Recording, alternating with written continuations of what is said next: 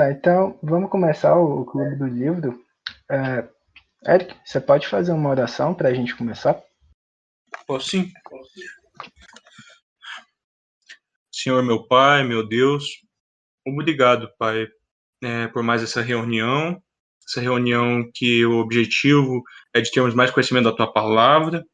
Eu quero entregar agora nas Tuas mãos, Senhor, tudo que for dito aqui, que seja para edificação, Pai, do Teu povo, desse grupo, e que possamos sair daqui, Pai, com mais comunhão, com mais conhecimento da Tua Palavra, com mais sabedoria, possamos ser tremendamente edificados e que Teu Santo Espírito possa trabalhar nos nossos corações através tanto da Tua Palavra quanto desse livro que foi escrito por um servo do Senhor. Obrigado, Pai. Em nome do Senhor Jesus. Amém. Amém. Amém. Então, pessoal, esse semestre a gente vai ler Confissões, né? Como todos já sabem, um livro escrito pelo Santo Agostinho, ou quem não gosta de chamar muito de santo, né? Só Agostinho, né? O Agostinho para os íntimos. E, bom, o formato que a gente adotou dessa vez é de fazer uma reunião que fosse possível, não só para o pessoal que leu, né, mas para as pessoas que não conseguiram ler, não tiveram tempo, enfim, para que elas também possam ser edificadas, né, nesse momento aqui de aprendizado, de reflexão, enfim. E, bom, antes de começar a falar do livro, vocês viram o resumo, né, que eu acho, que eu mandei para vocês, tá lá no grupo do NVC. E é bom a gente fazer um olhar sobre a figura, né, de quem foi Agostinho. Agostinho foi um homem muito importante, né? Ele nasceu em Sagaste, fica ali na Argélia, né? Atual Argélia, na verdade. O pai dele, né, Patrício, ele era um pagão e ele foi se converter já nos últimos anos de vida. E a mãe dele era Mônica, né, o nome dela. Ela foi canonizada pela Igreja Católica, né, virou Santa Mônica. E ela era cristã, né? E isso teve a gente vai ver que teve um papel muito importante, né, na história da vida do Agostinho. E, bom, Agostinho foi um homem muito importante, assim, não só em termos de contribuir para o cristianismo, né, mas também para todo o desenvolvimento da cultura do mundo ocidental, né, tanto é que não só nós cristãos estudamos Agostinho, como também, sei lá, filósofos, pessoas de outras religiões, ateus, eles também conseguem enxergar essa importância, né, em Agostinho. Né? E, bom, para nós, especialmente de uma linha, alguns aqui são mais reformados, outros pentecostais, mas todos nós temos uma grande herança, né, do pensamento agostiniano. Né? Um evento aí que marcou a história da igreja, né, como um todo, foi a Reforma Protestante. E a Reforma Protestante, ela assim, deve muito ao pensamento agostiniano, né? A fé reformada, ela pode assim divergir em alguns pontos, né, das ideias ali de Agostinho, né, que nasceu lá no século IV, 354, mas ela é muito importante, né, porque assim doutrinas como o pecado original, a salvação, a predestinação, a graça de Deus tiveram grandes influências do pensamento do bispo de Hipona. Eu também coloquei lá no resuminho, né, umas citações interessantes, né? Tem o teólogo luterano, né, o Richard Balg, que ele fala que se Agostinho de Hipona tivesse vivido no tempo da Reforma, ele teria se juntado a Martinho Lutero, né? E o próprio Martinho Lutero, né, ele mesmo falou que era um cara que ele não lia Agostinho, ele devorava Agostinho, né? Ele era um cara que teve uma influência muito, muito grande de Agostinho. O próprio João Calvino também falou que ele ficaria feliz em falar que a base de fé dele pudesse ser professada pelas palavras de Agostinho. Então a gente vê aí uma aproximação muito grande, né, do calvinismo e do pensamento agostiniano. E eu coloquei uma citaçãozinha lá em latim, né, que quer dizer Agostinho está do nosso lado. É uma citação do João Calvino, né, ressaltando a influência dele. Fora que ele faz por volta de 400 citações, né, na última edição de As Institutas da Fé Cristã, uma das principais obras do João Calvino. Bom, já a gente fez aí uma recapitulação do quão importante é ler Agostinho, né? A gente vai adentrar agora ao que seria a principal obra dele, da vida dele. Ele inaugurou, né, seria a autobiografia, né? E, bom, o livro dele, Confissões, é a história da vida dele. E além disso, ele coloca orações, diálogos, algumas reflexões no meio disso, né? Então, a gente vê essas coisas se intercalando quando a gente vai lendo o livro. E, assim, começando agora no livro 1, né? Eu não sei vocês, mas quando eu li eu fiquei muito emocionado, que realmente são palavras muito bonitas. E Agostinho, ele começa falando, né? Uma frase muito legal. Ele fala que tu nos despertas a meditarmos em teu louvor, porque tu nos fizeste para si mesmo e o nosso coração está inquieto até que repouse em ti. Acho que é uma das citações mais conhecidas dele. E, bom, talvez seja o próprio cerne do livro, né? Que essa ideia vai permear todo o livro, né? Que a história de Agostinho tentando encontrar a verdade, a busca pela verdade, ele vai mergulhar em coisas do mundo, nas belezas do mundo, em filosofias mundanas, e ele só vai achar a verdade em Deus, né? Ele tem essa alma inquieta, até que ele só encontrou repouso quando se encontrou com Cristo. E bom, ele coloca aqui algumas reflexões, né? Por exemplo, no capítulo 2 ele fala: se eu invoco para dentro de mim mesmo, mas tu habitas em mim, né? E ele não se preocupa muito em dar uma resposta definitiva sobre essas questões, né? Ele vai falando, vai se perguntando, a gente vai acompanhando o raciocínio dele e ele não chega a uma resposta definitiva. Bom, aí ele começa, de fato, a contar a história da vida dele, né? Ele começa lá, assim, de quando ele era um bebezinho, né? E ele não se lembra muito, claro. Eu acho que ninguém consegue se lembrar assim com clareza de quando a gente é criancinha, é bebezinho, mas ele vai narrar esse período da vida dele baseado no que ele vê e baseado no que os pais dele contaram para ele, né? E essa época que ele fala, que ele vai descrever, né, como o período de infância dele, essa época na verdade corresponde a quando ele não sabia falar mais no sentido de falar em ter consciência. E, bom, e aí ele vai falar, né, aqui já de início, que ele tinha o sustento, né, da mãe dele e das amas, né, das cuidadoras. E ele fala que já de início Deus se anunciava para ele através desse sustento, né, que Deus provia para ele.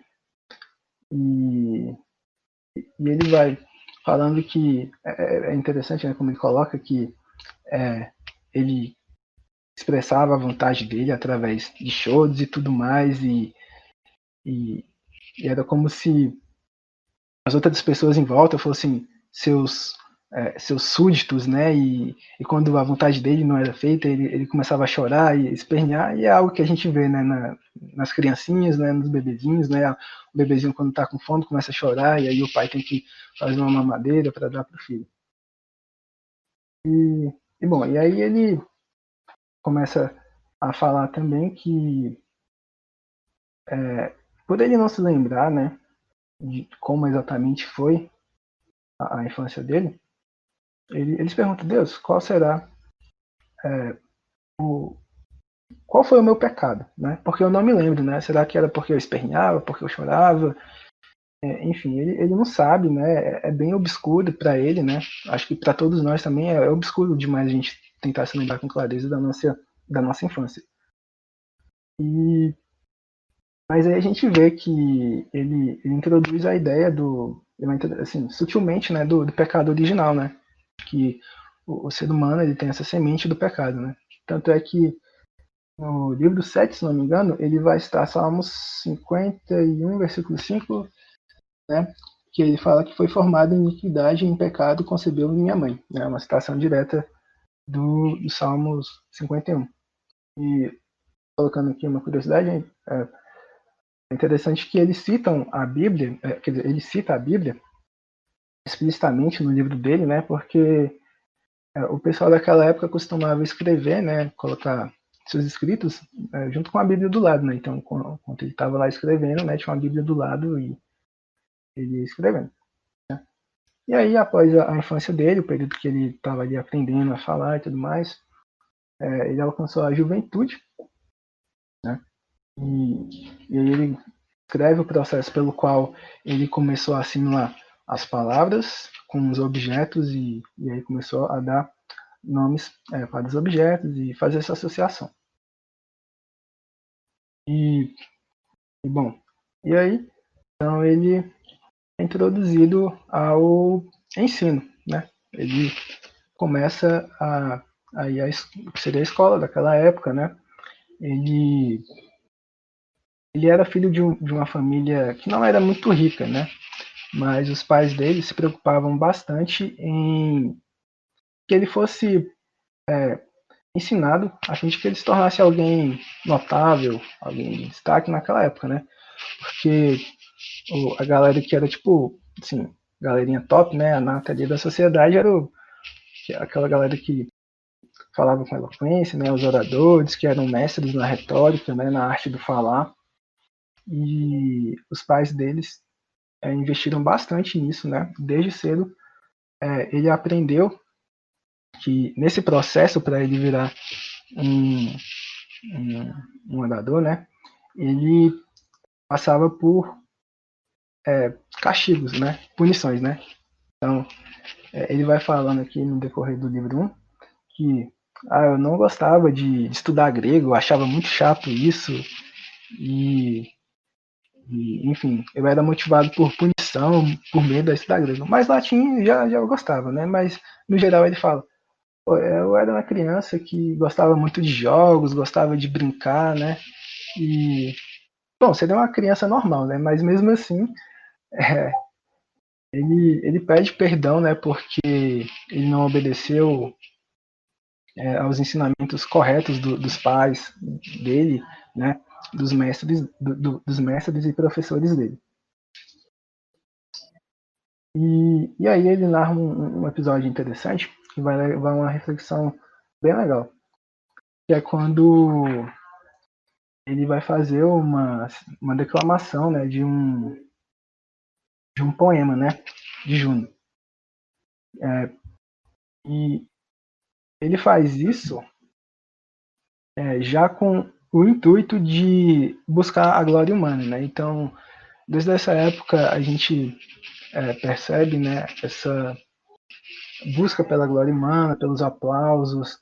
Ele tentava agradar aos homens, né? E ele buscava essa vaidade, né? E ele fala, né, que foi citar bom, do que adiantou todos aqueles aplausos, né? Se aquilo só estava agradando aos homens e a ele mesmo, e isso não estava em nada glorificando o nome de Deus, né? E, e aí, no capítulo 18, ele fala uma coisa muito interessante, né? E naquela época, né, era mais comum para um professor, né, se ofender com um erro gramatical, né, do que outro ser humano odiar outro ser humano, né? Então você vê que, por exemplo, a eloquência, o ato de falar bem diante dos homens, tudo mais, essa vaidade, né, é muito mais valorizada do que os preceitos bíblicos, né, os preceitos cristãos para eles. E é uma coisa que ele aponta aqui. E ele termina o livro 1, né, fazendo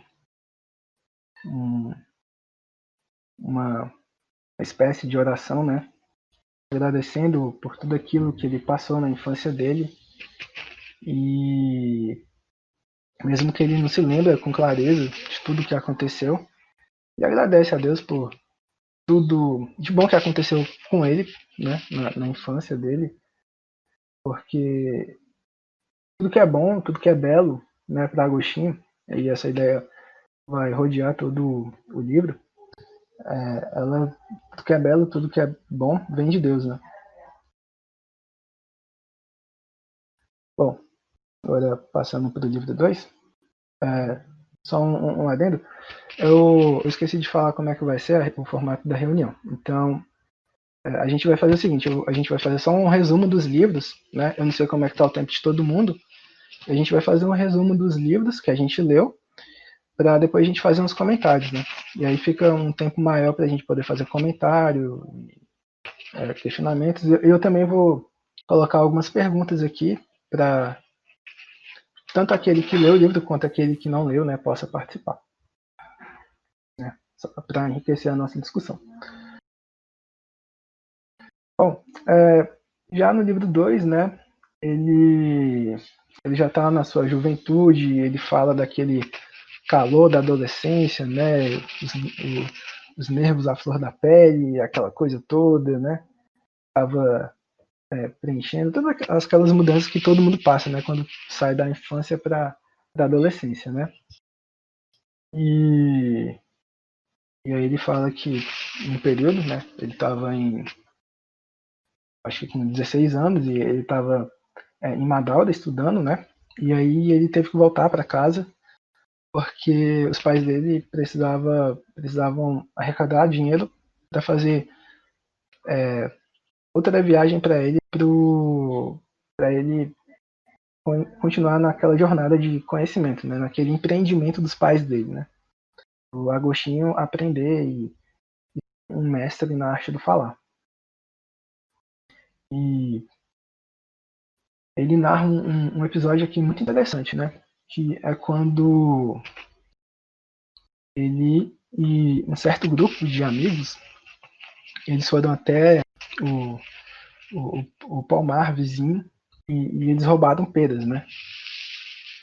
É engraçado como Agostinho aqui ele vai atentar ao fato de que o mal não se expressa naquelas coisas que a gente vê com cara de vilania, né? Por exemplo, um assassinato, um estupro, né?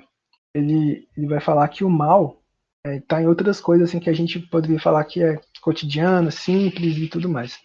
Aqui ele vai, no que ele narra, ele fala que ele pegava as peras, dava uma mordida e dava para os porcos comerem. Ele fala, não tinha necessidade de eu fazer isso porque na minha casa não faltavam as provisões. Então, por que eu fiz isso, né? E ele nos leva a uma investigação, né, da alma dele sobre por que ele fez isso, né? E aqui ele tem uma citação muito interessante, né? Que ele fala assim: se nenhuma daquelas peras adentrar na minha boca, o único sabor que apreciava era do pecado. Então, quando ele colocava pera, era o próprio mal que ele estava, quando ele estava tirando, roubando as peras, era o próprio mal que ele estava apreciando, né? E bom, ele fala que o prazer dele estava no próprio ato em si, no próprio ato de pecar, no próprio ato de roubar, né? E ele também vai complementar dizendo que aqueles amigos devassos, né, estavam junto com ele, né, também contribuíram, né? Que você imagina, né, a galera ela tava lá brincando na rua e tudo mais, e aí o pessoal, vamos fazer isso aqui, não sei o que e tal. Ah, errado, mas organiza. Então bora lá fazer, né? Tipo, sabe, quando tá todo mundo lá na gandaia e começa a ter ideias que não são condizentes, né, com o estilo de vida cristã, com uma conduta cristã, e aí vai todo mundo lá fazer coisa errada, né? E é isso que ele narra aqui nesse livro 2, que é um livro breve. E, bom, agora a gente vai para o livro 3. Ele... Bom, pessoal, o livro 3 vai começar a abordar o período da juventude dele, que é entre os 19 e os 28 anos, que é o período em que ele vai retornar a Cartago para prosseguir os estudos dele.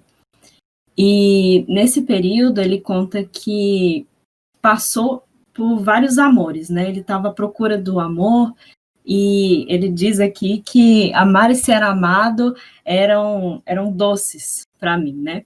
Ele buscava ser sempre o top na retórica, ele buscava ser reconhecido. Nesse período ele chegou a ser o chefe da escola dele, que provavelmente era um cargo muito, muito alto, né? Principalmente pela cidade ser uma cidade muito reconhecida ali naquele meio. E em tudo isso ele se vangloriava. Ele estava ali alimentando sempre o orgulho dele, e nesse período ele se sentia um pouco vazio também. Ele chegou a se apaixonar várias vezes e ficava procurando coisas e pessoas para quem se apaixonar, e sempre sentindo esse vazio dentro dele. Daí ele se apaixonou uma hora pela filosofia, e buscando sempre o conhecimento, um dia ele leu um livro de Cícero, que era um grande mestre da retórica, né, no período romano. Escreveu vários livros sobre retórica, sobre direito. E lá dentro ele viu uma citação que inspirou ele a começar a ler as escrituras. Foi tipo um insight que ele teve, eu vou usar esse termo meio coach, mas ele teve esse insight para ter curiosidade de ler as escrituras. E até então ele não tinha tido esse contato direto, né? Provavelmente tinha ouvido falar de outras pessoas que tinham tido contato. E ele começou a ler. Ele gostou muito, mas é interessante que ele diz que era algo simples, que a Bíblia, a palavra, era feita para pessoas pequenas, e ele reconheceu isso, só que ele não quis se fazer pequeno. Ele deixou o orgulho dele controlar ele, e não reconheceu que ele era pequeno a ponto de precisar daquele ensinamento profundo que a palavra nos traz. Então, seduzido por esse orgulho dele, ele foi para o outro lado da crença, que foi entrar numa seita. Ele começou a ter influência do maniqueísmo, começou a se deixar influenciar por mestres que falavam coisas falsas, e ele sempre se questionava, né, com esse pessoal a respeito do problema do mal. Ele debochava das pessoas que eram santas, né, as pessoas que realmente eram cristãs, e nesse período ele continuava a sentir esse vazio dentro dele, sempre em busca de alguma coisa, mas não deixando ceder, sempre ali alimentando o orgulho dele. E aí, nesse período, a mãe dele teve um sonho em que ela via ele num bosque. Eu não lembro exatamente como foi, mas foi um sonho muito bonito e era reconfortante para ela, porque foi como se Deus estivesse falando para ela: olha, seu filho, aonde você está, onde você estiver, seu filho estará ali com você. E ela sempre estava orando, sempre estava chorando, né? Como o João falou, ela foi bem atuante na conversão dele. Ela foi aquela mãe de oração mesmo, que nunca deixou de clamar a Deus pelo filho dela. E Agostinho até conta, né, que nesse período a mãe dele chorava como mais do que uma mãe que chora por um filho morto, né? Então, para vocês verem o tanto de pesar que ela tinha no coração dela, a amargura que ela guardava pelo filho estar indo no caminho oposto, né? E aí ela pediu para um bispo da igreja e falar com o filho dela, com Agostinho, para tentar convencer ele de que o caminho que ele estava seguindo era errado e que ele precisava se arrepender, confessar os pecados dele. Mas Deus agiu na vida desse bispo e alertou a ela: olha, ainda não é chegada a hora, né? Ele não vai reconhecer, ele precisa reconhecer sozinho. Né? O Espírito Santo precisa tocar no coração dele. E aí o bispo fala, sim, recomenda a ela para que ela continue a orar, continue a clamar, e que ele mesmo iria reconhecer os pecados dele, ele mesmo ia se dar conta de que ele estava errado pela leitura da palavra. Porque um sábio como ele era, né, como ele estava tentando se tornar, é claro que ele ia continuar lendo a palavra e uma hora ele ia se tocar e ser tocado, né, a reconhecer os pecados dele. E o próprio bispo reconhece, fala para a mãe dele, que um filho assim, uma mãe que clama tanto pelo filho, o filho não ficaria perdido.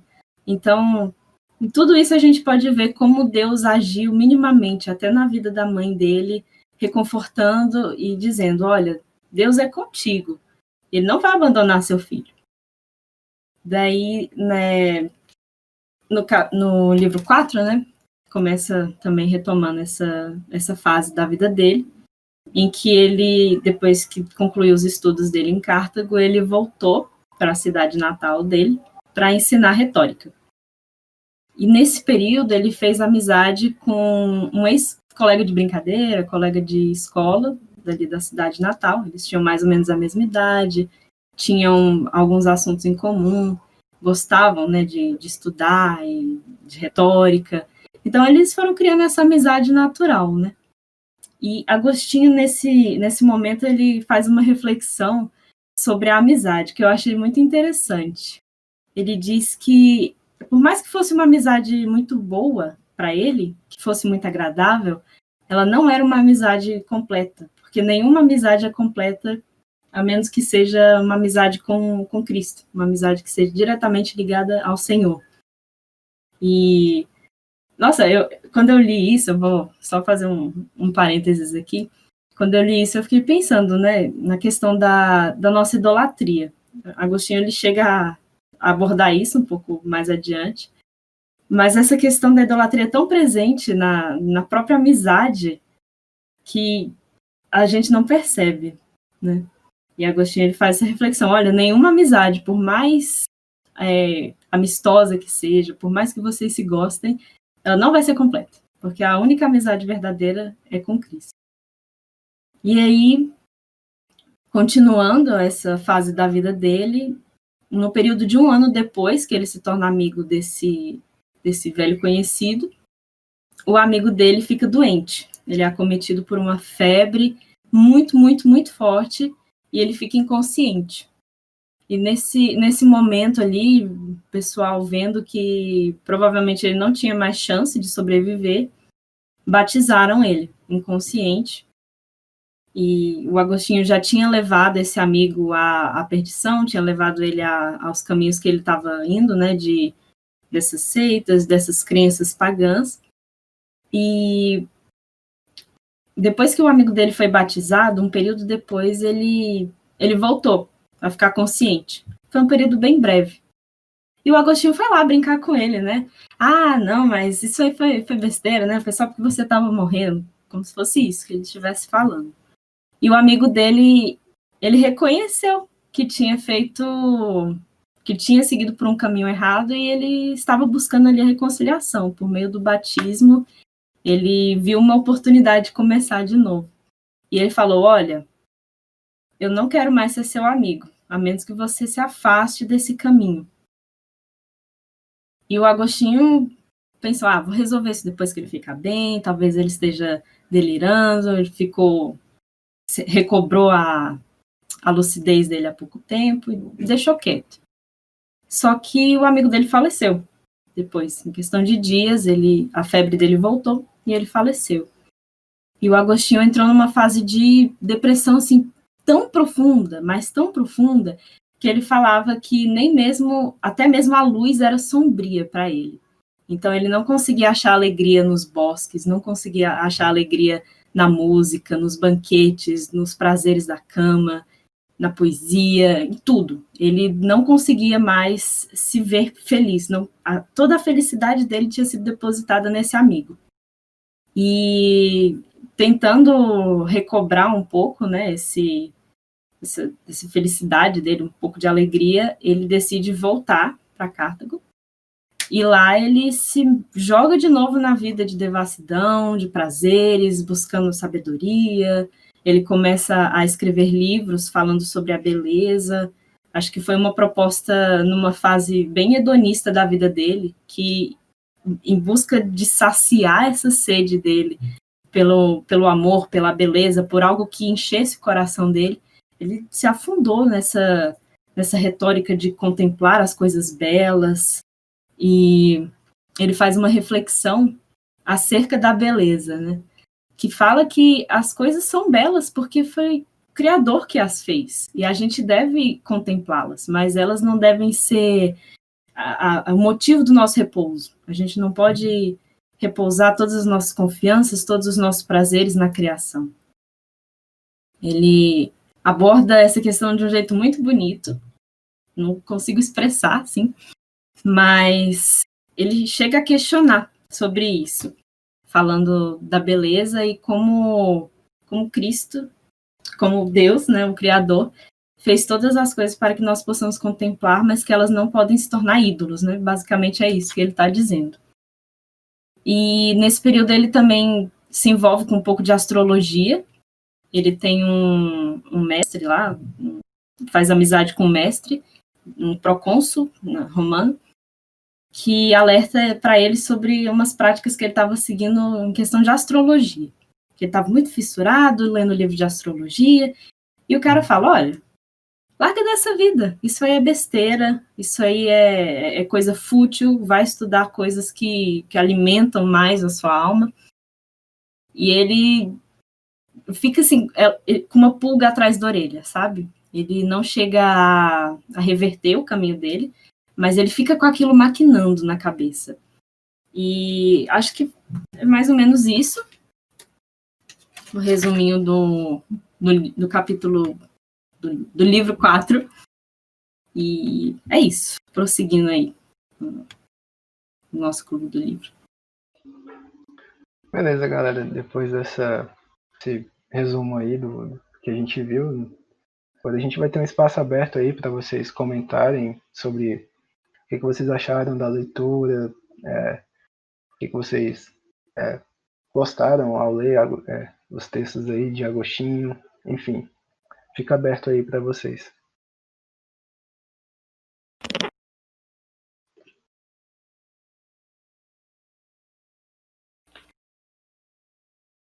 Meu comentário rápido eu não cheguei a ler os 4 livros, mas pelo menos no primeiro livro eu estava lendo e me lembrou um pouco aquele filme Árvore da Vida. Não sei se vocês fizeram essa associação também quando vocês estavam lendo. Isso é interessante porque tem um vídeo do Luiz Felipe Pondé, que ele vai entrevistar um outro filósofo que foi aluno dele, né? Eles vão falar sobre Santo Agostinho e eles falam justamente desse filme, A Árvore da Vida. Que interessante. Anotei esse filme para assistir depois. Já fica a indicação de filme aí para vocês assistirem, galera. Eita. Tem uma parte que eu achei interessante, tá no capítulo 2, a parte que ele relembra de quando ele roubou as peras perto do pomar da casa dele. Interessante que Santo Agostinho coloca é que, na verdade, até o mal ele tem um certo de sentido, ou seja, ele tem uma finalidade útil. Ou seja, o ser humano ele não pratica o mal por praticar. Ele pratica o mal por entender que no mal ele vai se saciar com alguma coisa. Tem até uma citação dele aqui. Basicamente, qual era o pensamento dele? Que o mal nada mais era do que o desejo de usurpar a glória de Deus, de forma que o homem transgredia a lei para se sentir livre da mesma forma que Deus é livre. para sentir onipotente da mesma forma que Deus é onipotente. E tem aqui uma situação que eu achei bastante interessante, até anotei. Bastante. Aqui vou ler para vocês. Todos aqueles que se afastam de ti e contra ti se rebelam, a ti estão imitando de forma pervertida. Ainda que imitando-te deste modo, mostra que és o Criador do universo. E, portanto, que não há por onde nós possamos afastar totalmente de ti. É interessante que ele mostra que até mesmo no mal ele mostra um certo vestígio daquilo que é bom, da própria existência de Deus. Ou seja, visto que o mal é uma tentativa de imitar a grandeza de Deus, então o próprio mal ele prova que Deus é criador do universo e que, na verdade, é como se ao fazer o mal o ser humano só estivesse meio que ouvindo a serpente que dizia a Eva que ela seria como que Deus, como que um Deus após comer o fruto o proibido. Essa parte foi a que mais me chamou a atenção. Essa parte é realmente muito interessante, né? E ele vai falando, né, exemplos, né, práticos, né, pra gente sobre disso, né? Tem aqui, né, que né, o orgulho imita a exaltação, né? Enquanto tu somente és o Deus exaltado acima de todos, né? Ele vai falando um monte de exemplos, né, sobre isso, né? Sobre a busca de algo, né?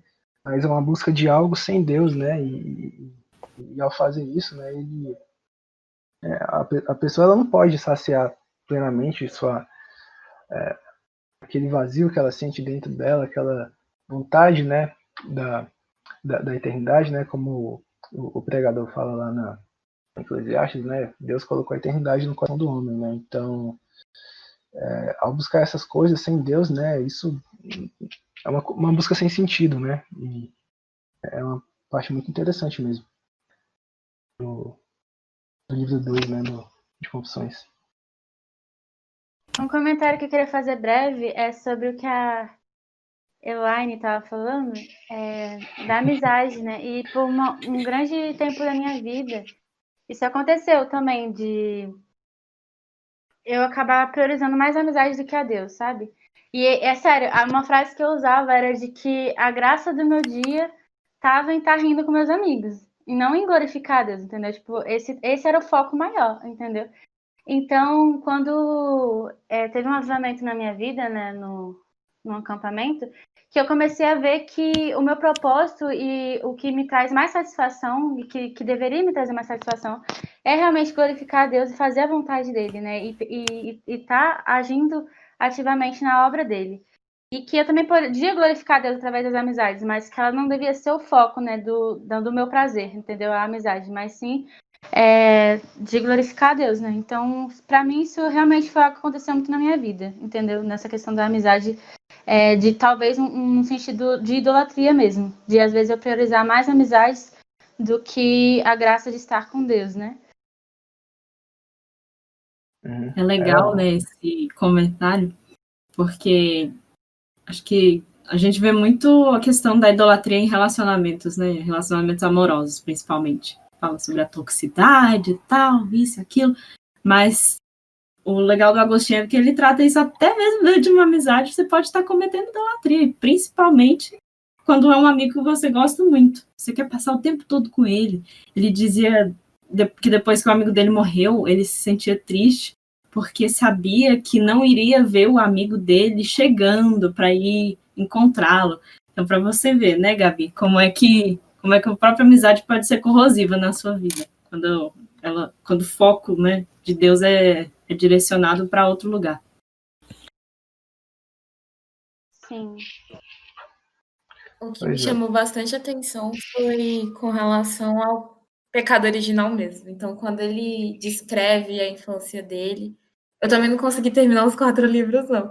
Mas quando ele descreve a infância dele, descreve ele bebezinho, e as vontades dele, os anseios dele, tudo para si mesmo, tudo um egoísmo tão grande, eu fiquei pensando seriamente nisso, sabe? Como que nós nascemos pecadores, como que nós nascemos tão depravados ao ponto de fazer tudo girar em torno de nós mesmos e fazer isso realmente igual a Gabi falou, uma idolatria, só que idolatria do eu. Então, desde bebê, já tem essa idolatria. Como que a gente não percebe isso? Como que há pessoas que justificam que essa é a inocência da criança, que ela não tem pecado. E aí uma frase que ele fala é que a inocência da criança está na estrutura dela, porque ela é mais frágil, ela tem algumas impossibilidades com referência ao adulto, mas ela é tão pecadora quanto. Eu falei, gente, sensacional, como que eu vou explicar agora para as pessoas que criança peca assim? Porque tem gente que não acredita nisso ainda, gente. Criança peca e peca muito, é só você ter uma. Você olha e vê tanto que ela é pecadora, sabe? É só de observar, como diz ele, né? Eu observei umas crianças aqui e tô vendo um enciumado pra caramba, prefere que o outro morra do que perder o colo da mãe. E eu achei isso fantástico. Não sei se é porque eu tô convivendo demais com criança agora, com meu priminho, mas desde pequena a gente já vê essas manhas. E eu achei isso incrível, ele abordar. Galera, a gente tá lendo o livro, né? Um livro que foi escrito, sei lá, 1.500 anos atrás, né? Mais de 1.500 anos atrás. Mas ele é um livro muito atual, né? Então, para a gente refletir, né, à luz da nossa atualidade e tudo mais, eu vou fazer aqui algumas perguntas ao longo da nossa discussão para a gente contextualizar. E aí, também quem não lê o livro assim pode também participar dessa opinião. Isso vai ser muito importante aqui para a nossa discussão.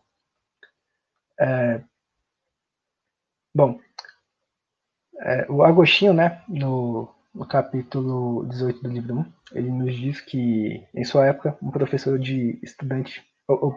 ou estudante de gramática se sentiria mais ofendido com um erro gramatical do que um ser humano odiar outro ser humano, né? Então, para vocês, o que seria o erro gramatical da época de Agostinho, né, para a nossa época? O que vocês acham que as pessoas se sentem mais ofendidas hoje, que às vezes elas nem se tocam que odiar um outro ser humano é algo muito ruim?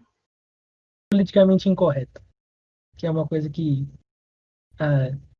junta, né, com o ódio do bem, né, que tudo bem você querer matar alguém porque essa pessoa discorda de você em qualquer ideia que seja.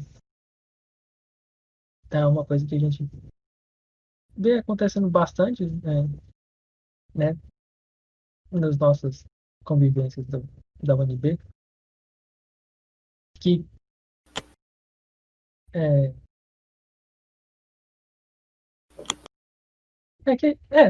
isso mesmo, de valorizar algumas coisas que não deveriam ter tanto valor ou colocá-las acima de coisas que são muito mais valiosas. Acho que assim, existem muitas questões hoje em dia que geram polêmica muito facilmente, mas as que eu tô conseguindo pensar aqui de forma mais rápida, o Marcos já mencionou a questão do politicamente correto, né? As pessoas se sentem ofendidinhas qualquer piada, qualquer coisinha.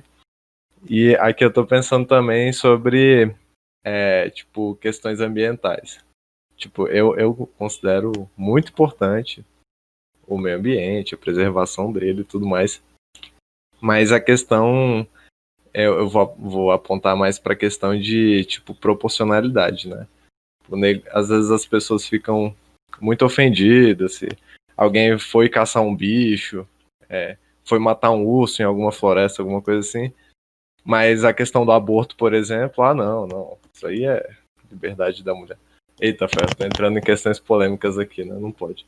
Não, mas enfim, matar um bicho de uma floresta qualquer aí não pode. Agora, matar um ser humano, isso aí pode. Mas é um ponto interessante esse que o Revelas pegou, porque eu lembro de uma experiência que eu vivi, porque uma vez o João me chamou pra assistir o primeiro filme do John Wick, né? E aí, eu lembro que eu não consegui terminar de assistir o primeiro filme, porque o cara mata o cachorrinho do John Wick. E eu simplesmente não consegui continuar assistindo o filme porque mataram o cachorrinho do John Wick. Essa cena é triste. Tipo assim, eu falei, O resto amor, eu não consigo mais assistir esse filme. Mataram o cachorrinho do John Wick. Aí o João virou pra mim e disse assim, mas acabaram de matar 10 caras e você não se consolidou por eles? Tipo assim, mataram 10 caras e você não se consolidou por eles, mas por conta do cachorrinho que morreu, você não consegue continuar o filme, né? Então, assim, é uma questão, essa questão aí que o Agostinho fala, né, da gente às vezes se importar mais com erro de gramática do que com o ódio que a gente tem contra o nosso semelhante, né?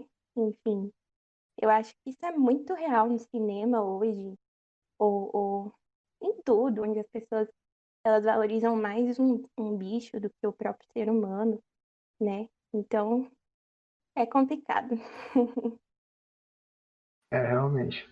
Tanto que, sei lá, pelo menos ao que parece é mais bonitinho você adotar um cachorro do que ter um filho hoje em dia, né? Adotar um cachorro é tipo uma atitude muito bonita e louvável, né?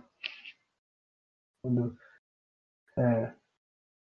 esses dias mesmos eu vi um post de um cara que tava chorando, se derramando em lágrimas porque achou um cachorro no chão, ou no chão, no chão, na rua, e levou ele pra casa e ele tava, tipo, emocionadão e tal. E eu fico, beleza, mas é legal você se preocupar com os cachorros e tudo mais, os animais, mas, tipo assim, as pessoas estão dando mais valor a isso do que, por exemplo, alimentar uma pessoa com necessidade, ajudar uma pessoa que passa por uma dificuldade, sei lá, alimentícia, ou sei lá, enfim. É uma coisa hoje em dia que tá mais na moda, né? Que as pessoas acham mais louvável. Uma coisa interessante, pelo menos dessa parte, é que ela mostra como, mesmo coisas boas, tendo uma finalidade. Quer dizer, fazer coisas boas com a finalidade errada, ela acaba levedando a massa, por assim dizer.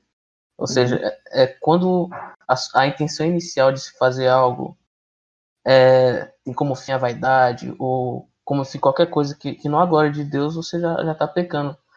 Inclusive, combina bastante com 1 Coríntios 13, quando o apóstolo Paulo ele fala que sem amor as coisas não têm sentido, de modo geral, basicamente o que ele está dizendo naquele trecho. Então, é algo bastante importante, que inclusive a gente pode até ver na própria atitude dos fariseus, por exemplo. Se a gente considerar Lucas 18, se eu não me engano, naquela passagem onde o fariseu, onde Jesus ele propõe a parábola, o fariseu e o publicano juntos no templo orando. O fariseu ele ora agradecendo a Deus porque ele não é igual o publicano. Ou seja, o fariseu ele estava fazendo coisas que eram boas. Ele estava orando, ele estava jejuando, ele estava dando o dízimo das coisas dele. Mas a intenção inicial dele não era demonstrar dependência de Deus, não era adorar a Deus, não era louvar pelos feitos de Deus. Mas a intenção inicial do fariseu era louvar a si próprio. Tanto é que o publicano, por outro lado, quando ele disse seja propício a mim, ele mesmo demonstrou dependência de Deus, e ele, na atitude do publicano, já estava intrínseco aquilo que mais importava, que era a glória de Deus. Então, toda vez que a gente faz algo, pode ser bom que for, sem o amor, sem a direção correta, ainda assim aquilo que a gente faz é levedado, aquilo que a gente faz se perde, ou seja, basicamente quando a gente faz uma coisa sem um fim nobre.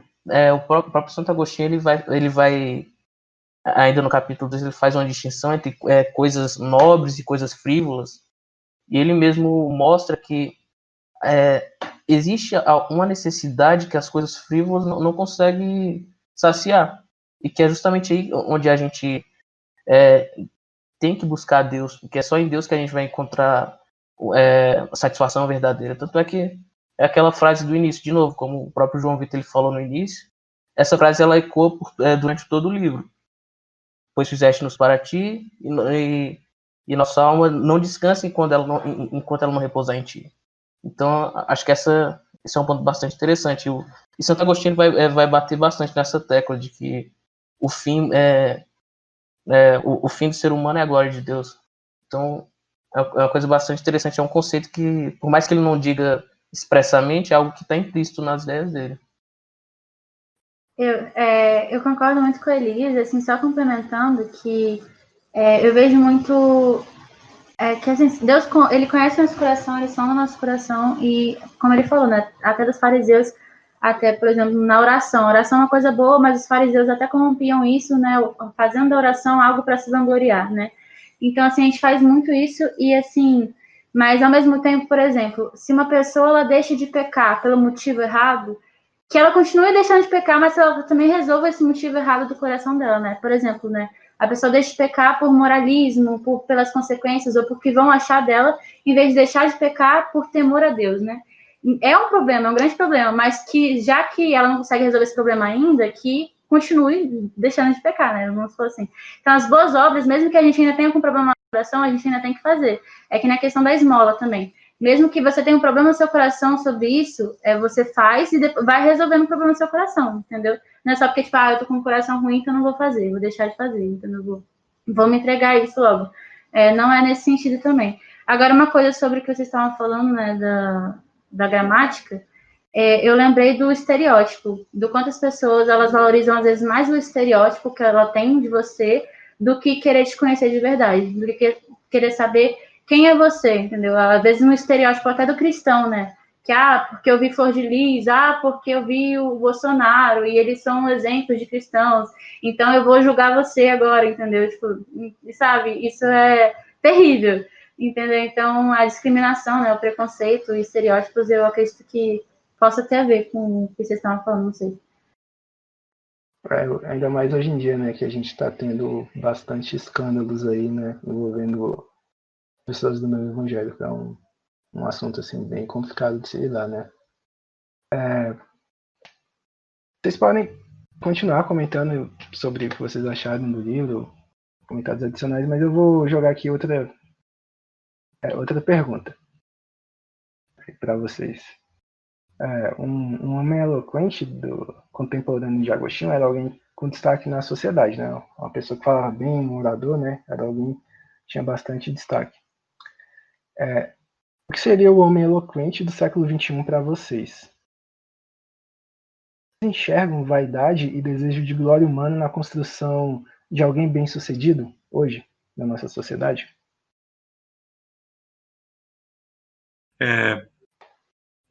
Eu achei bem interessante essa questão. Ela é sempre atual. É bem interessante isso. Tipo, desde a antiguidade até os dias de hoje, ela sempre vai ser uma questão atual. Mas eu creio que hoje, né, a ideia de você ser bem-sucedido é muito às vezes ligada ou à ideia acadêmica, né, de sucesso, ou à ideia financeira. É um desses dois. Então, tipo assim, eu acho interessante quando o Agostinho, que a questão de você ser bem sucedido, sabe, em uma área acadêmica, por mais que ela não seja má por si mesma, né, como todas as coisas que o Agostinho está apresentando no livro dele, né, isso não é uma coisa má por si própria, mas o fato de você ter uma ambição tão forte naquilo faz com que você tropece, sabe, sabe, nos seus próprios desejos, faz com que você queira algo que não é Deus, sabe, e que nem envolve Deus dentro disso. Então eu acho bem interessante que isso até se liga com aquela questão anterior, né? Se importar com coisas menores, né? Do que aquelas que realmente importam. Só que isso meio que sobe o nível. Sobe o nível para uma coisa que realmente, sabe, importa para as pessoas, que realmente as pessoas acham grande, né? Que é a ideia de tipo, nossa, eu sou uma pessoa que, tipo, eu sou influente na sociedade, eu falo bem, eu tenho boas condições, sabe? Eu tenho bons amigos e tudo mais, sabe? Então, o sucesso, sem dúvida, é talvez o maior ídolo do homem em todas as eras, sabe? Sem dúvida alguma. Pelo menos na minha visão, né? É muito legal o que você colocou aí, Eric. Muito tentador, né, para o homem você ver hoje ainda mais hoje, né, com as redes sociais, que a gente tem um contato assim tão direto, tão rápido com as outras pessoas, né? E a gente vê certas pessoas, caraca, tal pessoa fez um tour pela Europa, caramba, tal pessoa passou em tal concurso, né? E a gente se sente muito tentado a ser levado para isso, para a gente se esforçar em algo para buscar aquele prazer, aquela finalidade ali, né? E não você, por exemplo, estudar e trabalhar para glorificar o nome de Deus, né? E é uma coisa muito importante que você pontuou aí, Eric. Mais alguém quer falar sobre isso? Sim, Eric, complementando um pouquinho aqui, dá para lembrar de Eclesiastes, né? Eu não sei se você assistiu a palestra do Emílio, da SCA. Ele fala um pouco disso, né, também. E aí, quando eu estava lendo, eu lembrei daquele versículo em Eclesiastes que fala que de muito estudar é enfado da carne, né? E o Agostinho, ele foi vivendo isso na marra também, né? Estudou tanto e no final descobriu que nada disso valeria, que ele não tinha nada. Uma coisa que é interessante, eu ia até citar Eclesiastes também. Na verdade, às vezes a gente fica se atendo a alguns trechos e acaba interpretando Eclesiastes como se fosse, sei lá, uma espécie de deísmo, algo do tipo. Mas é bem do jeito que você falou, a forma como se interpreta Eclesiastes. Que, na verdade, Salomão, ele mesmo, várias vezes, ele fala que ele se dispôs a provar das coisas dessa vida, que ele foi o homem mais sábio do mundo, que ele tinha riqueza, ele tinha poder, afinal de contas ele era rei. Mas, no fim das contas, o grande argumento de Salomão era mostrar que nada disso podia ser tratado como um fim em si mesmo. Tanto é que a gente tem que interpretar nesse sentido, porque tem uma hora que ele diz, não seja demasiadamente justo. Ou seja, ele não estava dizendo para o cristão parar de ser justo, mas ele estava dizendo para o leitor que a justiça em si, sem a finalidade correta, ela nada mais é do que uma busca incessante por algo que o homem não vai conseguir. É interessante essa questão da finalidade. Enfim, acho que esse livro, a grande questão ele está falando de finalidade o tempo todo, o fim das coisas. E isso a gente tem que prestar atenção nisso. Muitas vezes, voltando a essa questão da eloquência, a imagem do homem eloquente naquela época era como já foi dito, alguém bem visto na sociedade, porque ele sabia discursar, ele sabia o grego, ele sabia o latim, ele sabia as línguas originais do Império de Roma. Então, se você sabia latim, você sabia a língua dos sábios, é como você saber inglês hoje. Se você sabe o inglês, você sabe a linguagem da academia. Então, se você sabe a linguagem da academia, você tem contato com o melhor material possível. Se você tem o melhor contato com o melhor material possível, você naturalmente vai aprender com os melhores. E naquela época era da mesma forma. A questão é que, como já foi dito, o livro de Confissões é bastante atual por causa disso, porque de tempos em tempos a sociedade elege uma espécie de ícone para si, ou seja, tal pessoa é a pessoa bem-sucedida. Naquela época era o eloquente. Mas pensa, por exemplo, a gente está em Brasília, no Distrito Federal. Qual é a imagem de uma pessoa bem-sucedida hoje em dia? Só pode pensar. Primeiro ele tem que ser concursado. Assim, aqui em Brasília tudo é concurso. Agora, pensa também o estilo de vida dele. Ele também não pode casar antes dos 30, afinal de contas ele tem que provar da vida dele, ele tem que ter a sua casa, tem que ter tudo antes, né? As pessoas não podem ver, entre aspas, a sua própria falha, a sua própria fraqueza. Ele tem que ser alguém que seja bem apresentável em todos os momentos.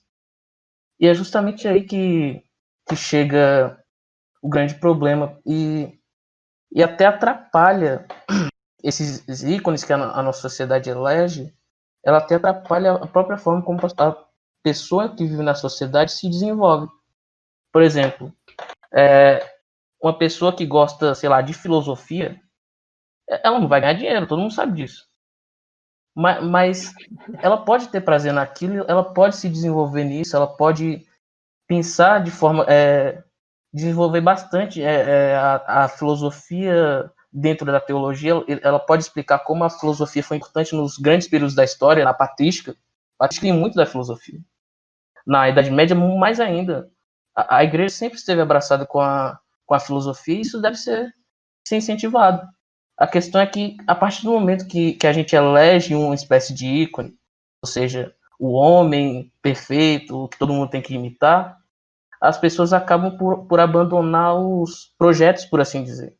Ela deixa de fazer aquilo que é nobre, fazer aquilo que vai ser útil para a sociedade, vai ser útil para a igreja, vai ser útil para todo mundo, e começa a percorrer um caminho que só vai levar ela a se satisfazer, só a ter fazer uma imagem para ela. Ou seja, ela vai viver só às custas dos outros. Ou as custas não, em função dos outros. Ou seja, os outros vão admirar ela e pronto. E aqui ela não glorifica a Deus, porque ela não faz por amor também. Tem que lembrar do que o apóstolo Paulo vai afirmar em Colossenses 3:23, que os servos da casa, ele estava dando conselho. Primeiro ele, enfim, contextualizando. Ele estava dando conselhos para a família, para os filhos, para os pais, para as esposas. E depois ele foi dar conselho aos servos. E quando ele foi dar conselho aos servos, ele disse que façam tudo com amor, como se fosse para Deus. E olha o que é interessante. A partir do momento que você busca se desenvolver numa área, seja na profissão, ou enfim, se desenvolver só às custas desse ícone, ou seja, você quer se parecer com esse ícone, você não faz as coisas por amor. Você não vai glorificar a Deus. Então, você, além de ter uma vida empobrecida espiritualmente, você só vai ter uma imagem, você só vai ter algo que não é funcional. Você sequer vai querer servir as pessoas de fato. Afinal de contas, você só tá procurando, sei lá, o seu concurso público, ou a sua riqueza, o seu pote de dinheiro, sei lá, só para satisfazer o seu desejo de aprovação. E isso é bastante interessante, porque muitas vezes a gente acaba que deixa de lado, joga de lado as coisas boas que a gente tem em função dessas coisas. Então, acho que essa é um ponto bastante interessante que Santo Agostinho aborda em Confissões. Ele mostra que naquela época existia esse grande ícone que o pessoal elegia. E é não há nada de novo debaixo do sol, como a gente estava falando, como a gente já está citando o Eclesiastes. O homem sempre vai eleger esses ídolos, esses ícones para si, mas uma coisa que é interessante, no mesmo capítulo que Salomão ele vai afirmar que nós não devemos buscar demasiadamente a justiça. Já expliquei que ele não quis dizer que não era para nós buscarmos a justiça, mas ao mesmo tempo, no final do trecho, ele vai afirmar que aqueles que temem ao Senhor não vão cair nesse tipo de pecado. Ou seja, aqueles que temem ao Senhor entendem que a justiça ela existe em função da glória de Deus. Ela não existe em função de si mesmo, ou ela não existe em função do louvor do homem. E esse é um ponto interessante. Enfim, esse livro de Santo Agostinho, para mim, é um dos melhores. Assim. É só isso mesmo. Caramba, ótimo comentário aí do Elias. O Elias tá inspirado hoje, eu tô aqui só escutando. Tá todo mundo aqui só escutando o Elias, tá? Ele ainda fala. Muito bom seu comentário. E é engraçado ver que, assim, só fazendo um pequeno complemento, né, se é que precisa de complemento sua fala, Elias, que até então, né, onde a gente viu a vida de Agostinho, né, ela se assemelha bastante, né, com a questão do pregado de Eclesiastes, né, ele buscar prazeres, né, terrenos e não achar sentido neles, né, e ainda ter aquele vazio. Então, tem muito dessa semelhança, né, da vida de Agostinho, né, buscando se satisfazer naquilo que ele acha que é um momento de sucesso. Ele procurava prazeres, né, como ele disse no final do livro 4, prazeres nos bosques, nos banquetes, nas músicas, nos jogos, enfim. Ele ele sai caçando aí, né, pelo mundo, algo que faz sentido, algo que preencha aquilo que ele tem fome, mas a coisa que ele realmente tinha fome e não sabia que tinha era de Deus, né? Ele precisava se saciar, né, da água viva, né? Ele tinha sede de Deus e ainda não sabia. Então, é bem interessante a gente fazer esse paralelo, né, da vida de Santo Agostinho com Eclesiastes. Eu vou então passar aqui para uma próxima pergunta. Assim, como está se estendendo um pouquinho, eu acho que essa vai ser a última pergunta que eu vou fazer aqui. Aí a gente encerra. Durante sua caminhada no mundo, né, Agostinho ele foi admoestado por pessoas próximas a ele que buscavam seu bem, encaminhá-lo de volta à palavra de Deus, né? Tais como amigos e a própria mãe dele, né, que sempre orou pelo filho. Para vocês, né, como devemos admoestar e lidar com aqueles que estão desviados do caminho, e de que forma a nossa própria experiência pessoal de mudança de vida com Deus pode nos ajudar nesse processo? É a pergunta do milhão essa aí, hein? É a pergunta do milhão. Eric, tu foi muito... Foi você, Eric, que fez a pergunta? Tá, eu acho que o ponto principal, né, além de falar, claro, acho que evangelizar envolve muita questão da fala, né? Não é aquele ditado errôneo, né, de pregue o evangelho, se possível, use palavras, né? Que o Arthur tanto combate e é tão herético quanto. Enfim. Mas eu acho que seguir o exemplo da mãe de Agostinho, né? De orar pela pessoa pela qual a gente está evangelizando. Primeiro ponto, eu estou supondo que essa pessoa está sendo evangelizada, né? E orar por essa pessoa.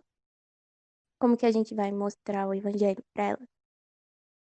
Falando do que Cristo fez por nós, né, na cruz. Eu acho que quando o evangelho ele toma conta dos nossos corações, que é uma coisa assim que eu acho muito bonito nesse livro, que eu tô simplesmente apaixonada por esse livro, é que toda hora Agostinho ele fala, não, eu fiz isso de errado, mas eu procurei amor nessas coisas, mas eu só posso encontrar amor em ti. E aí ele começa a exaltar Deus. E ele começa a ver o quão misericordioso Deus foi para com ele, né? E você percebe, eu fico encantada com quão grande transformação Agostinho vivenciou na vida dele. E como que ele conseguiu experimentar o amor de Deus. E isso se tornou tão palpável e tão tangível que ele simplesmente não consegue não glorificar a Deus, entende? Ele fala, isso transborda na fala dele, na escrita dele, né? E tem até um trecho que ele fala assim, os carinhos do desejo libertino querem ser considerados amor. No entanto, nada é mais carinhoso que a tua caridade, e não existe nenhum objeto amado que seja mais salutar que a tua verdade, brilhante e bela acima de todas as coisas. E aí ele começa a glorificar a Deus por meio disso, né? Então, eu acho que o amor de Deus, nós temos que pedir a Deus isso para nós entendermos, né? Como Paulo fala, qual é a altura, a largura e a profundidade do amor de Deus, para que a gente possa falar dele para outras pessoas, que isso possa transbordar nos nossos corações para as outras pessoas também. Então é isso. A gente primeiro tem que vivenciar isso, né? Crescer no temor, no conhecimento do Senhor e transbordar isso, levando isso para as outras pessoas através da palavra, pregando para elas e orando por elas também. Nossa, Carol, muito boa essa resposta. Eu mesmo nem tinha pensado em uma resposta para isso e achei essa resposta sensacional. Muito bom.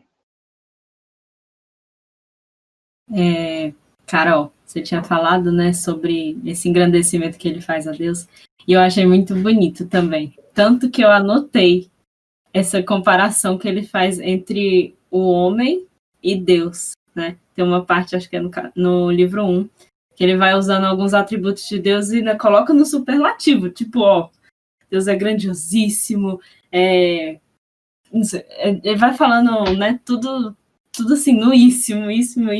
Deus é muito mais do que a gente pode até imaginar. No finalzinho desse trecho, né, até o livro 4, eu fiz uma lista com os adjetivos que ele usa para classificar Deus e os que ele usa para classificar o homem. E é altíssimo, boníssimo, potentíssimo, onipotentíssimo, graciosíssimo. É muito bonito, né, quando você está lendo isso e vai reconhecendo, realmente, Deus é tudo isso e a gente é... O que ele fala aqui? Que o homem é partícula da criação, mortal, pecador, adorador de naturezas, miserável, desprezível. É uma comparação gritante, né? Quando a gente percebe o tanto que a gente é imerecedor da graça de Cristo nas nossas vidas, a gente só pode agradecer a Ele e compartilhar com outras pessoas também, né? Verdade. E assim, eu estava pensando sobre isso, na questão do testemunho também da pergunta, né? No sentido de justamente você falar para a pessoa, olha, eu também pequei e Deus me transformou, entendeu? Então Ele pode transformar você também. E assim, isso mostra um grande amor, sabe? Porque eu já falei isso em algumas conversas, eu tenho muito assim, receio de aparentar superioridade na hora que eu quero exortar, entendeu? Então, para que isso não aconteça, a gente tem que se colocar no lugar, entendeu? Não é só você que está pecando, eu também pequei, eu também mereço a morte, não é só você que merece a morte, todo mundo merece, mas Deus, Jesus carregou nossa condenação naquela cruz, ele carregou nossa culpa para nos transformar, para que a gente não viva mais entregue ao pecado, né? Então, isso é uma das coisas assim, que eu uso para exortar. Agora, em questão de desviado, às vezes eu sinto que eu travo com algumas pessoas desviadas, porque elas já sabem, entendeu? Parece que tudo que você fala, ela fica, não, já sei disso, já sei. Eu já estava na igreja, entendeu? E isso é um grande problema. Mas que, assim, eu sempre tento analisar também se a pessoa ela não foi aquela pessoa que só conheceu a religião, sabe? Mas não conheceu nada de Deus realmente. Conheceu Deus de ouvir falar, mas não conheceu intimamente, não teve um relacionamento com Deus.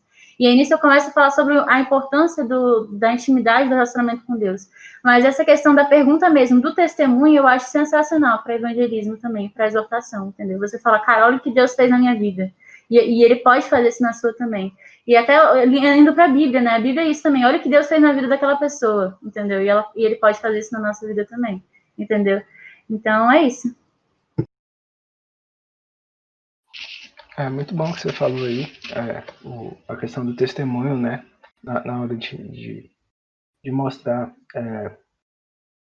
quanto nós somos miseráveis, né? E tamanha é a graça de Deus, né? Então, essa ideia da gente ser uma pessoa santa em Cristo, né? Só mostra isso, né? Glorifica, né? A grandiosidade, né? Do amor de Deus para conosco, né?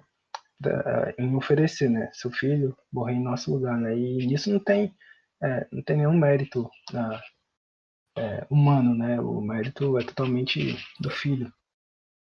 E é interessante notar que, por exemplo, o próprio Agostinho é um exemplo, né, de um testemunho, né, que pode ser usado, né, na hora de tentar evangelizar uma pessoa. Agostinho se deixou se levar pela vanglória humana, buscava reconhecimento humano, ele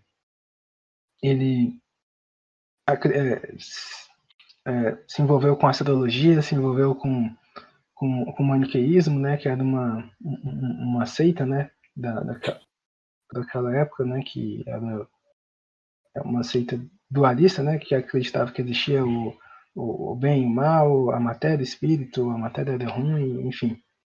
Enfim, ele teve filho fora do casamento, um monte de coisa, né? E a gente também vê isso na Bíblia, né? Por exemplo, Paulo, o apóstolo dos gentios, né? Era um cara que perseguia, matava cristão, né? E Deus usou ele, né, para ser o grande apóstolo dos gentios, né? Levar a palavra para aquelas pessoas. Então, o testemunho é realmente uma ferramenta muito importante, né, na hora da gente fazer uma evangelização, né? Porque mostra a nossa condição, né, que a gente estava e como ela é mudada com a graça de Deus. Eu quero falar. A Gabi falou uma coisa importante, aí eu lembrei. Eu achei um trecho aqui que eu vi ele falando sobre isso e eu queria comentar esse trecho, porque ele reconhece isso, né? Então ele fala, eu acho que é no livro 1, eu não olhei aqui, mas eu coloquei aqui que ele fala assim, ele tá citando o Salmo 116, o verso 12, e aí ele coloca, como posso retribuir ao Senhor? Pelo fato de minha alma não sentir medo dessas coisas enquanto as rememoro. Ele tá falando dos pecados, de alguns pecados que ele cometeu. E ele fala assim, de todo meu coração te louvarei, Senhor, meu Deus, glorificarei o teu nome para sempre, porque tu me perdoastes esses meus graves e horríveis feitos. A tua graça e a tua misericórdia eu atribuo tua liquefação dos meus pecados, como se fossem de gelo. A tua graça também atribuo tudo que não fiz de mal, pois o que não poderia ter feito eu, que até amei o pecado só por ser pecado. Sim, eu confesso que tudo me foi perdoado, tanto os males que cometi deliberadamente, quanto aqueles que por tua orientação não cometi. Então, assim, eu acho muito bonito isso aqui, porque ele tá reconhecendo que nem aquilo que ele fez de ruim, ele não fez por conta da graça de Deus na vida dele, né? E a gente tem que reconhecer isso, como a Gabi falou, né? A gente não pode chegar e se achar superior só porque a graça de Cristo nos alcançou. Não, pelo contrário. A gente tem que ficar tipo, meu Deus, né? Eu não merecia isso. Olha só o tanto de coisa de ruim que há no meu coração. E aquilo que, se eu fiz algo de bom, não foi mérito meu, mas antes foi a tua graça que me alcançou. E que não e que fez com que eu não fizesse algo de ruim, que me livrou de pecar em alguma situação. Então, a gente tem que reconhecer isso, né? E Agostinho, ele fez isso, ele reconheceu. E você percebe que só o Espírito Santo vai fazer isso com a gente. Porque a gente não é flor que se cheire, né? Enfim, mas tô sendo tocada aí por este livro, gente. Como qualquer dia desse eu vou chorar vendo esse livro. Eu quase chorei.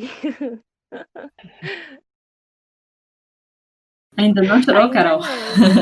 não, mas vai acontecer. Vai chorar muito ainda. Eu vou encerrar a reunião e se alguém ainda quiser ficar para discutir mais sobre o livro depois, na hora da resenha. Então, Eline, você pode fazer uma oração para a gente encerrar? Posso sim. Elaine. Oremos. Senhor Deus Pai, obrigada, Senhor, por essa reunião. Obrigada por termos um momento em que podemos refletir, Jesus, ensinamentos que o Senhor nos trouxe, Senhor. Usando este homem que foi um servo teu, também cheio de pecados, cheio de falha, como todos nós, mas que o Senhor, pela tua graça, alcançou, Jesus, e transformou a vida deste homem. Obrigada, Senhor, por esses ensinamentos e que são tão atemporais para nós e que tocam no nosso coração, que nos remetem à tua palavra, que nos fazem refletir sobre a tua grandeza, sobre a tua bondade, sobre o teu poder, a tua presença em tudo, mesmo que nós não estejamos te reconhecendo, Senhor. Obrigada pela tua grande e gloriosa graça, Senhor, que alcançou a cada um de nós e que transforma os nossos corações, nos tornando aceitáveis a ti. Obrigada, Senhor, por esse clube do livro, obrigada por cada um que participou, pelos comentários, e que a gente possa continuar caminhando na tua presença, que a gente continue buscando a tua glória e buscando cada dia mais a ti, Senhor, e que possamos caminhar juntos e não sermos levados por doutrinas falsas, nem por idolatrias, mas que o foco da nossa vida, Senhor, que o nosso coração seja preenchido em Ti e somente a Ti nós possamos agradar. Esteja presente conosco, nos dê um bom resto de semana, uma boa noite e abençoe a vida de cada um que participou, Senhor. É o Teu nome que eu te peço e te agradeço desde já. Amém.